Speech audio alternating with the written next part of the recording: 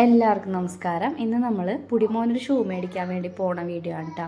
കുറേ ആയി അവൻ്റെ ഷൂ പൊട്ടിയിട്ട് അതൊക്കെ വെച്ചിട്ട് ഇങ്ങനെ അഡ്ജസ്റ്റ് ചെയ്തൊക്കെ ഇട്ടുകൊണ്ട് നടന്നിട്ടാണ്. അപ്പോൾ കുറേ വാപ്പിയുടെ അടുത്ത് പ്യൂമയുടെ ഷൂ വാങ്ങിച്ച് തരുമോ എന്നൊക്കെ ചോദിച്ചപ്പോൾ വാപ്പി വാങ്ങിച്ചു കൊടുക്കാമെന്നൊക്കെ പറഞ്ഞു. അപ്പോൾ അവൻ്റെ ഒരു ഫ്രണ്ട് കളമശ്ശേരിയിൽ നിന്ന് ഡ്രാപ്പർ ഷൂ ഷോപ്പ് അങ്ങനെ എങ്ങാണ്ട് ഒരു കടയിൽ നിന്ന് ഷൂ എടുത്തിരുന്നു. അത് അവന് നന്നായിട്ട് ഇഷ്ടപ്പെട്ടായിരുന്നു. അപ്പോൾ എൻ്റെ അടുത്ത് പറഞ്ഞു, ഉമ്മി നമുക്ക് അവിടെ പോയിട്ട് ഷൂ നോക്കാം എന്നിങ്ങനെ പറഞ്ഞിട്ട് ഞങ്ങൾ രണ്ടുപേരും കൂടി ഉച്ചയ്ക്ക് ഇറങ്ങിയേക്കാം കേട്ടോ. നട്ടാപ്പുറ വെയിലാണ് കേട്ടോ. വൈകുന്നേരം പോകാമെന്ന് വെച്ചാൽ ഇന്ന് മാളക്കും പോകണം. അപ്പോൾ അങ്ങനെ ആയതുകൊണ്ട് ഞങ്ങൾ ഉച്ചയ്ക്ക് തന്നെ ഇറങ്ങി. അപ്പോൾ അവൻ വീഡിയോ ഒക്കെ എടുക്കുന്നുണ്ട്. കട ശരിക്കും എവിടെയാണെന്ന് ഞങ്ങൾക്ക് അറിയാൻ പാടില്ല. എന്നാലും ഞങ്ങൾ രണ്ട് സൈഡും നോക്കി ഏത് സൈഡ് റൈറ്റ് സൈഡാണ് എന്ന് എനിക്ക് തോന്നി. അങ്ങനെ ഞങ്ങൾ ഒരു സ്ഥലത്ത് ഒരു പള്ളിയുടെ ഫ്രണ്ടിൽ കൊണ്ടുപോയി വണ്ടി ഒതുക്കി വെച്ചിട്ട് അങ്ങോട്ട് നടക്കുകയാണ് കേട്ടോ. അങ്ങനെ നടന്ന് ഞങ്ങൾ ഷോപ്പൊക്കെ കണ്ടുപിടിച്ച് പുടിമോനെ തിരിഞ്ഞു നോക്കി കഴിഞ്ഞപ്പോൾ പുടിമോനെ കാണില്ല. പുടിമോൻ പുറകിൽ നിന്ന് എൻ്റെ വീഡിയോ എടുത്തുകൊണ്ടിരിക്കണമായിരുന്നു. അങ്ങനെ ഞങ്ങൾ ഡ്രാപ്പർ ഷൂവിൻ്റെ ഷോപ്പിലെത്തി. അങ്ങനെ ഇവൻ കയറി ഷൂ ഒക്കെ നോക്കിയിട്ടാ. ഒരു 3/4 മണിക്കൂർ എടുത്തിട്ടാണ് അവനൊരു ഷൂ സെലക്ട് ചെയ്തത് കേട്ടോ. ഒരുപാട് സെലക്ഷൻ ഉണ്ട്, നല്ല സെലക്ഷൻ ഉള്ളൊരു കടയാണ് കേട്ടോ. പക്ഷെ നല്ല റേറ്റും ഉണ്ട്, അത്യാവശ്യം റേറ്റ് ഉണ്ട് എല്ലാ ഷൂവിനും. 2000 എബോ ഒക്കെയാണ് ഷൂ സ്റ്റാർട്ട് ചെയ്യണത് തന്നെ അവിടെ.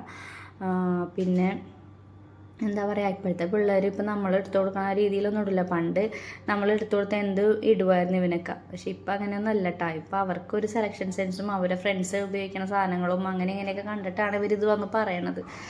അങ്ങനെ പുടിമോൻ നോക്കി അവസാനം ഒരു ഷൂ കണ്ട് സെലക്ട് ചെയ്ത് ഞാനപ്പോൾ വന്ന വഴിക്ക് കുറേ ഉപദേശമൊക്കെ കൊടുത്ത്, പുടിമോനെ നമ്മൾ അങ്ങനെയല്ല ഇങ്ങനെയല്ല, നമ്മൾ ഓരോരുത്തർ കണ്ട് ഉപയോഗിക്കണ പോലെ ഒന്നും കണ്ടിട്ടൊന്നും നമ്മളങ്ങനെ ചെയ്യാൻ പാടില്ല. നമ്മുടെ വരുമാനത്തിനനുസരിച്ചുള്ള കാര്യങ്ങളെ പറയാൻ പാടുള്ളൂ.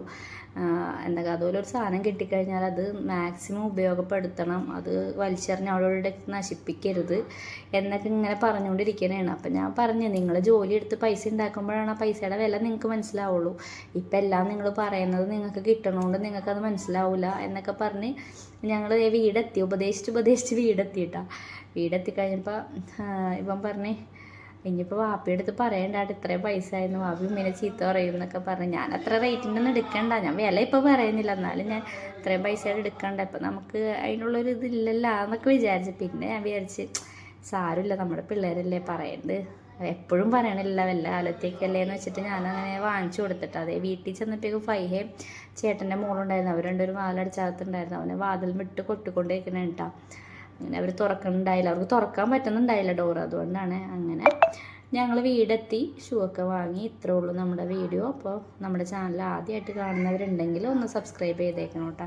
അതേപോലെ തന്നെ നമ്മുടെ വീഡിയോ ഇഷ്ടപ്പെടുന്നുണ്ടെങ്കിൽ മറ്റുള്ളവർക്ക് കൂടി ഷെയർ ചെയ്ത് കൊടുക്കാനായിട്ട് മറക്കരുത്. നമ്മൾ എല്ലാ ദിവസവും ലോങ് വീഡിയോസും ഷോർട്ട് വീഡിയോസും അപ്ലോഡ് ചെയ്യുന്നുണ്ട്.